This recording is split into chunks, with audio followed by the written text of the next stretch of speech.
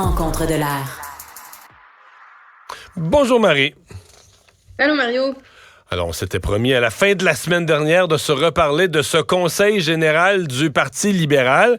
Avant de parler parce qu'évidemment, ça a tourné beaucoup autour de la course au leadership, mais avant ça, le rapport là, d'André Pratt et de Marois Cadet, ça semble avoir été bien accueilli dans l'ensemble. Ça semble avoir quand même rallié un peu la pensée générale des militants.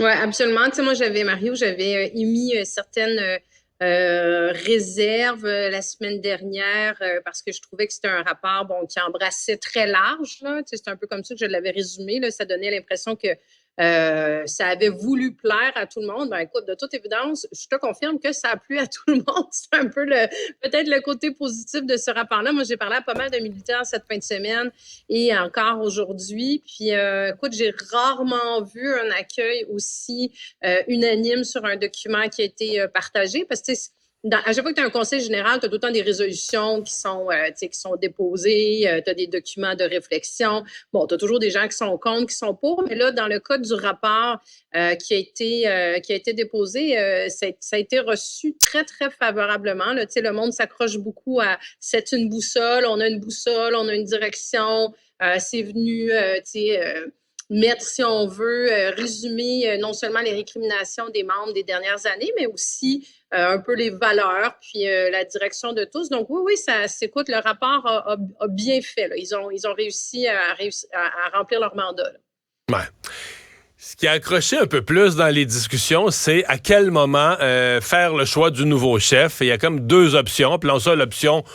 il y avait pas d'option ultra rapide de partir une course demain matin. Il y avait l'option plus rapide, plus devancé, donc de choisir un chef à l'intérieur de l'année 2024, donc l'année prochaine, peut-être au printemps ou à la fin de l'été. Et l'option qui a été retenue, c'est l'autre, donc c'est reporter tout ça probablement printemps 2025. Donc, laissant plus de temps pour peut-être que la CAQ baisse dans les sondages ou que le Parti libéral y arrive des bonnes choses, mais en même temps, laissant moins de temps au nouveau chef, une fois élu, pour préparer son élection. Oui, ben tu le résumes bien. Il n'y avait pas vraiment de choix idéal. Là. La grosse préoccupation à l'interne du comité qui a déposé cette décision-là, c'est de se retrouver avec une course avec pas de candidat. Ou un seul qui est couronné. Un couronnement d'un candidat pas trop fort. Là. Ouais. C'est ça. Puis tout le monde semble être très traumatisé de la dernière course à la chefferie qui finalement n'a pas été une course, là, où Mme Anglade a été couronnée. Là. Personne ne veut retourner vers un scénario comme ça parce que tout le monde mise sur un débat d'idées, sur juste le fait que quand tu as une course à la chefferie, tu as des débats qui sont organisés. Donc, c'est sûr que ça permet de mettre des idées de l'avant, d'avoir une visibilité. Donc là, personne ne veut un couronnement, mais là, la préoccupation, c'est qu'à l'heure actuelle, il n'y a pas vraiment... il y a M. Beauchemin, dont on pourra reparler. Mais je pense qu'on va reparler de lui. Oui, c'est ça. Mais il n'y a pas de candidat. Donc, c'est le gros stress, là. Puis, je veux dire, moi, j'ai eu ces échanges-là avec, comme je te dis, des gens du comité, là, sont extrêmement inquiets de voir qu'en ce moment, ça ne soulève pas l'engouement. Donc, le pari qui est fait, c'est de mettre ça le plus tard possible, donc en 2025, en se disant, ça laisse le temps au parti de reprendre un peu du poil à la bête. Il y a un pari qui est fait aussi de se dire, est-ce que la CAQ, on l'a vu, la CAQ, qui commence à descendre un peu dans l'appréciation. Il y a pas, on n'est pas, c'est pas Paniqueville non plus au niveau de la CAQ, là, mais les sondages, il y a une diminution de l'appréciation. Le vernis a commencé à craquer. Il y a des insatisfactions qui sont faites.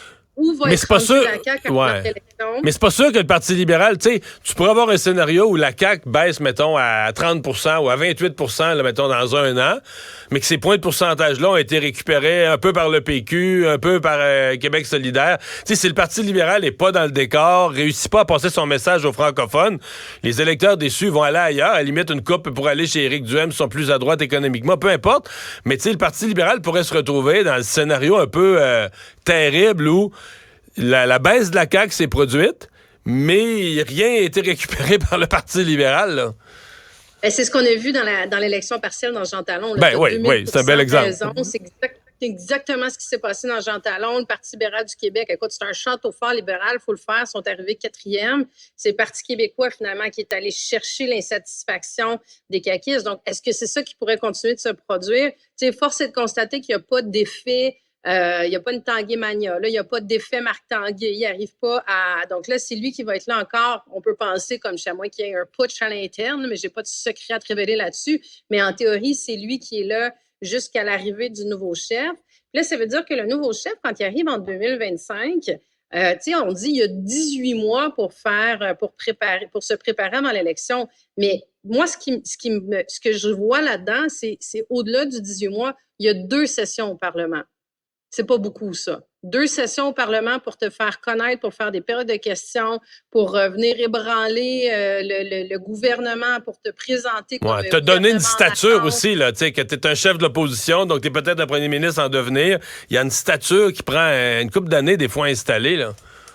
Ouais, c'est pas beaucoup. Puis là, tu sais, quand tu as un nouveau chef, tu veux monter ton équipe autour de toi. En 18 mois, là, tu n'as pas le temps de dire hey, moi, je prends la permanence du Parti libéral, puis je change mon DG, je change mon équipe. Non. Là, tu as du financement à faire. Il faut que tu ailles chercher des nouveaux candidats. Tu regardes à la dernière élection, le Parti libéral a été un des derniers à avoir tous ses candidats sur la ligne de départ au déclenchement de l'élection. Là, c'est arrivé, je pense, 3 ou 4 jours après le début de l'élection. On n'avait jamais vu ça. Donc, le nouveau chef a ce défi-là aussi d'aller attirer des candidatures. Il n'y aura pas beaucoup de temps pour le faire. Donc, c'est beaucoup, beaucoup de travail de se faire connaître puis de monter. Puis, tu sais, on parle tout le temps de la machine libérale. Là, on l'a eu, cette discussion-là. Moi, la machine libérale, la machine électorale, elle n'était pas là à la dernière élection, elle n'était pas là en 2018, puis elle n'était pas là non plus en 2014. Là. Il y avait un élan qui était là, mais il n'y avait plus ça à l'interne.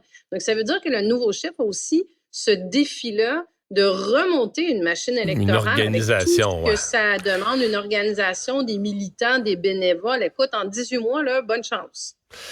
Marie, on va revenir sur le cas de Frédéric Beauchemin dans un instant. Dernière remarque sur... Parce que tu as dit qu'il n'y a pas de Tanguay Mania ou de Marc Tanguay Manie mais... Moi, je dirais, le caucus, à partir de la décision qui est prise par les membres en fin de semaine, on n'a pas de course de leadership avant le printemps 2025. Moi, je te dirais, là, il faut que le caucus s'assoie comme des adultes, puis sans devenir des admirateurs de Tanguay, soit tu fais un vote, puis tu le tasses, puis tu nommes un autre chef par intérim, ou soit tu te rallies autour de lui, puis tu dis, là, c'est lui qu'on a, il est pas...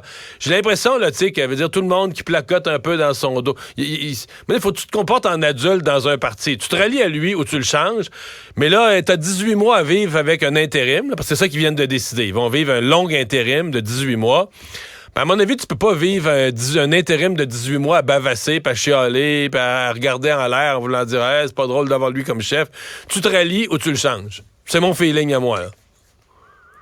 Tu te rallies ou tu le changes, oui, mais tu regarde en même temps, Mme Anglade va avoir été là pendant 2 ans, puis ça va avoir été 2 ans de caucus totalement divisé. Toxique, de manque de solidarité, de conflits internes, de bisbille. Là, tu peux mettre tous les mots là-dessus. Marc Tanguay, force est de constater que depuis qu'il est là, regarde, je veux dire, il y a eu des sorties anonymes de députés qui le poussaient à prendre une décision s'il se présentait ou pas. Donc, il y a ce qu'on n'a jamais vu au Parti libéral du Québec, de la grogne au niveau du caucus qui se retrouve sur la place publique. Marc Tanguay, moi, ce que j'en sais, c'est qu'il ne fait pas l'unanimité au niveau de son propre caucus, au niveau de son équipe. Donc, mais tu as tout à fait raison. À un moment donné, c'est soit tu vis avec, soit tu le changes à l'interne. Moi, en tout cas, je ne serais pas surprise qu'on ait de nouveau cette discussion-là où on se retrouve avec un vote qui se fasse par le caucus et qui soit mis de côté. Ouais. Mais tu sais, tu as des gens aussi, tu as des André Fortin, des Monsef Déragi, des Marois Risky qui ont laissé tomber la course à la chefferie, mais qui ne s'étaient pas présentés pour être chef par intérim, justement parce qu'ils souhaitaient aller à la chefferie. Est-ce que ces gens-là vont se dire, là, moi, j'aimerais peut-être ça profiter de l'opportunité, puis je ferais mieux que Marc Tanguay, puis je ferais mieux, parce que là, tu sais, le parti, s'il n'a pas bien fait l'élection partielle, là, je veux dire, il ne fera pas mieux s'il y a une autre partielle dans 6 mois, dans 1 an. Tu sais, qu'est-ce qui va faire que dans les 18 prochains mois, le parti va aller mieux pour l'arrivée, puis va réussir à attirer justement des candidats à la course à la chefferie? Il est là, le grand défi, Marc Tanguay, et du caucus et de l'équipe libérale. Là. Donc, pour l'instant, le seul intéressé par la course à la direction, c'est ce nouveau député qui vient du monde bancaire, qui vient du monde des affaires, Frédéric Beauchemin, qu'on connaît peu, qui appelle Fred Beauchemin plus que Frédéric, là. Bon, moi, sincèrement, je le connais peu. Je l'ai reçu parce 2 fois en entrevue. Il est correct, il est compétent dans certaines matières. Il m'a jamais énormément impressionné, pour être bien franc avec toi. Mais là, bon, il veut devenir chef. En même temps, il vient de commencer en politique. On sent qu'il prend un petit peu d'assurance. Là, il se retrouve avec un problème de bureau de comté. Et exclu du caucus le temps d'une enquête pour harcèlement au travail. Et là, se présente non pas comme député libéral, parce qu'il n'est plus libéral, il n'est plus député libéral, mais il se présente comme militant libéral au Conseil général. Et là, lui, il veut une course plus anticipée, il veut une course plus hâtive parce qu'il veut se présenter et il veut être couronné. Et là, ses militants sont très agressifs. Il y a une espèce de garde rapprochée, mais c'était très cinématographique. Là, il se présente comme s'il est toujours entouré de monde dans les corridors. Il leur fait un souper vendredi soir. J'ai vraiment pas l'impression que son attitude générale a été appréciée du membership, là. Ben écoute, moi, j'ai parlé à beaucoup, encore là, à beaucoup de gens, puis pas des pros ou des anti-Beauchemin, là, des militants qui sont là depuis longtemps au parti et qui ont... écoute, ça n'a pas été payant pour lui là, d'aller là. Moi, si je peux te le résumer de cette façon-là, ça a créé beaucoup de malaise. Le fait qu'il soit présent, ça, c'était, tu sais, je veux dire, après, on n'aime pas. Je pense qu'il avait le droit d'être là. C'est un militant libéral.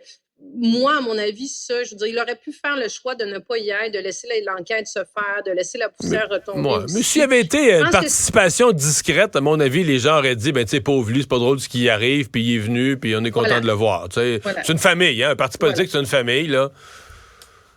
Parce que lui, tu sais, je veux dire, dans son argumentaire, ce qu'il a dit, c'est, écoutez, moi, j'ai confiance, l'enquête va se faire, c'est un désaccord qu'on a eu, c'est un manque de compréhension. Donc, je pense qu'il a fait le choix de se présenter au Conseil général en fin de semaine en se disant, je n'ai rien à me reprocher. Donc, je vais continuer de faire, tu sais, ce pourquoi j'ai été élu, puis de faire mon travail comme militant. Ça, c'est une chose. Ce qui n'a pas été apprécié, c'est le fait qu'il débarque là, comme tu disais, que sa garde rapprochée avec 10-12 personnes autour de lui. Ça a été vu comme étant... C'était pas discret, là. C'est tout à fait l'inverse de discret. C'était je rentre là avec mes gros sabots. Ces jeunes aussi, les gens qui étaient avec lui ont intervenu beaucoup au micro, mais ça a été souligné de plein de façons, hein, le malaise, parce que quand son équipe allait au micro, tu sais comment ça marche dans un conseil général. Il y avait 400 personnes. C'était beaucoup, beaucoup de monde. Les gens étaient enthousiastes. Il y avait beaucoup de débats. Mais on sait toujours ce qui est apprécié ou pas par le niveau des applaudissements. Mais quand c'était la gang de Frédéric Beauchemin qui allait au micro, ben, il n'y en avait pas d'applaudissements. Tu sais, je veux dire, tu veux-tu plus le souligner, le malaise, qu'en faisant ça? Tu as Lucie Charlebois, l'ancienne députée de Soulanges, qui, elle, est allée d'une attaque frontale, là, je ne peux pas dire autrement, qui est allée au micro, s'adresser à M. Beauchemin, s'adresser à son équipe en disant, on vous demande un petit peu de respect pour l'ensemble des militants, tu sais, arrêtez de mettre de la pression sur le délai de la course à la chefferie, tu sais, de la course à la direction. Je pense qu'on a la même opinion sur le fait que ça a été raté. Je vais te poser une question plus traite, là, mais est-ce qu'il s'est tiré dans le pied un peu puis ça va lui nuire? Ou est-ce qu'il s'est éliminé de la course dans le sens... Est-ce que, tu sais, à un moment donné, là, les militants se disent non, lui, on ne l'aura jamais comme chef, oublie ça. Là, dire, tu peux te barrer d'une course, tu peux te devenir dans une attitude où les gens disent écoute, on est bien prêt à le reprendre dans le parti comme député, mais ce sera pas lui notre chef. Est-ce que c'est à ce point-là? Ça dépend. Je pense qu'il y a déjà des gens qui avaient fait leur nid sur Frédéric Beauchemin avant même qu'il y ait des allégations à son avis. Ces gens-là te diront ça arrivera pas, mais de toute façon, je pense que ces militants-là avaient déjà pris leur décision, que c'était pas leur poulain, tu sais, pour plein de raisons, parce que des gens qui ne trouvent pas assez charismatiques. Tu sais, il y a beaucoup de gens là, qui attendent le sauveur encore, hein, qui attendent le chef avec, tu sais, le charisme et tout. Bon, M. Beauchemin incarne pas nécessairement ça. Je pense pas qu'il s'est éliminé d'office. Là. J'ai entendu beaucoup de gens dire ça. Moi, je pense pas qu'il s'est éliminé d'office. Je pense comme je te dis, ça n'a pas été payant pour lui. Je pense que là, il y a des gens qui vont évaluer est-ce que c'est un manque de jugement? Il y a du gros rattrapage de sa part à faire si d'aventure, il est réintégré au caucus. Il faut voir la suite des choses aussi. Là. Mais c'est sûr que ça part, ça y met un petit sabot de Denver sur sa démarche. Ouais. Tu sais, des fois, on regarde ça, nous, du point de vue de l'image, puis on peut dire ça a donné l'image d'un manque de jugement. Ça peut aussi être la preuve qu'il n'y en a pas de jugement et qu'il sera un mauvais chef. Excuse-moi, là, mais ça peut... Tu sais, des fois, on regarde ça dans... C'est ça peut être l'image, mais ça peut être le fait aussi, là. Oui, tu sais, mais il y a encore beaucoup d'eau qui peut couler sous le pont. Ouais. Je pense qu'on peut s'arrêter à ça aussi, à cette analyse-là. Mais tu sais, c'est tellement loin, 2025, qu'une fois qu'on a dit ça, il y a tellement de choses qui peuvent se passer. Moi, je suis pas prête à dire que parce qu'il s'est présenté cette fin de semaine puis qu'il a pilé sur les pieds de plein de monde, c'est terminé pour lui. Là, je pense qu'il va falloir qu'il soit très, très habile, par contre, pour la suite des choses s'il veut recréer certaines relations. Mais c'est sûr que ça l'a pas aidé. Une fois qu'on a dit ça, tu sais, c'est 400 militants. La personne qui va vouloir devenir chef du Parti libéral du Québec va falloir qu'elle aille chercher des nouveaux membres, qu'elle aille reconquérir de nouveaux militants. Tu sais, il y a du travail à faire en dehors des gens qui étaient là. Sauf que les participants au conseil général, c'est les têtes dirigeantes, c'est le leadership. Si eux, ils disent à tout le monde que t'es pas terrible, ça part mal. Là, tu pars avec des pneus qui ont pas... Non, mais ça part mal. Ça, c'est sûr que pour lui, on est rendu à 2 prises. Là. À suivre. Hey, merci Marie. À demain. Mario.